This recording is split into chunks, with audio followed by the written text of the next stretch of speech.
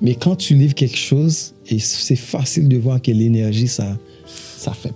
C'est parce que, je suis à fond dans tout ce que je fais. Ça, c'est vrai, c'est-à-dire que je donne tout mon corps, mon être, mon âme, mon esprit à chaque fois que je fais quelque chose.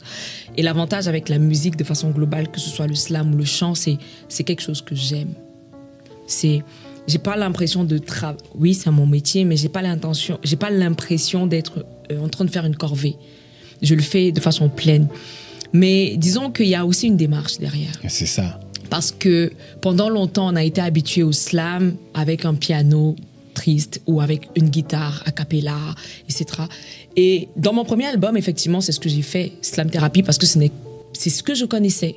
Tu vois, j'ai découvert Grand Corps Malade dans la foulée, j'ai écouté Souleymane Diamanka, Abdel Malik. Et donc, à un moment donné, tu te dis, OK, on a déjà fait ça, mais ça reste quand même encore lointain, tu vois. Et donc, il y a toujours cette question de mon environnement, ma culture, mon héritage. Comment est-ce que qui je suis se lie au travers de mon art, au travers de mes textes, au travers de mes rythmes. Et donc, c'est ce qu'on a fait dans le deuxième album, c'était hybride, c'était de faire en sorte que le slam aille à la rencontre d'autres formes de musique. Et donc, c'est où je me suis retrouvée à chanter, je me suis retrouvée en train de faire du slam sur du Bikutsi, sur du Makossa, et bien évidemment à danser, parce que après, ça fait partie de mon ADN. Les rythmes africains que j'utilise dans ma musique aujourd'hui sont ceux que mes ancêtres m'ont légués, c'est l'héritage de ma terre, exactement. Et de pouvoir rajouter du slam là-dedans aujourd'hui, c'est vraiment identitaire pour moi, de me dire, je vais faire du slam, mais je vais pas faire du slam comme Grand Corps Malade. On a déjà Grand Corps Malade. Je vais faire du slam comme Lidl. Et Lidl, c'est qui? Lidl, c'est une Camerounaise. C'est une Africaine. C'est une femme qui est passionnée des lettres et des mots, mais c'est surtout une femme engagée.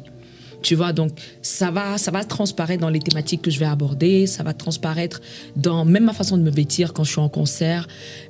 C'est tous ces détails-là, en fait, qui construisent l'univers. Mais, bien évidemment, ça a pris du temps. Déjà de comprendre qui on est, de savoir ce qu'on est, ce que ça représente, mais aussi de savoir comment est-ce qu'on se distingue.